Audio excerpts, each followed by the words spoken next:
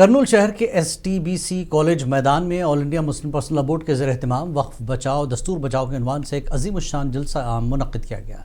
इस मौके पर all India Muslim personal law board के रुकन और हैदराबाद से रुकन पार्लिमान असदुद्दीन अवैसी मेहमान खुसूसी की हैसियत से शरीक हुए।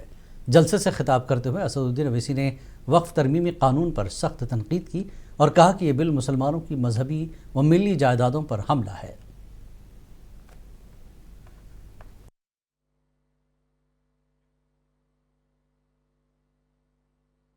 मेरी आपसे गुजारिश है कि आप तमाम लोग मिलकर तेलुगु देशम को सबक सिखाएंगे, नहीं सिखाएंगे? आप पवन कल्याण को बताएंगे कि सुपरस्टार आप हैं। आप बहुत हो गया ये ड्रामाबाजी एक्टिंग। तुम संविधान को धोखा दिए। मैंने अधोनी में कहा था चंद्रबाबू नायडू ने संविधान को भी धोखा दिया, आंध्र प्रदेश की जनता को भी धोखा दिया और चंद्रबाबू नायडू ने लोकेश को हमेशा के लिए यह कर दिया।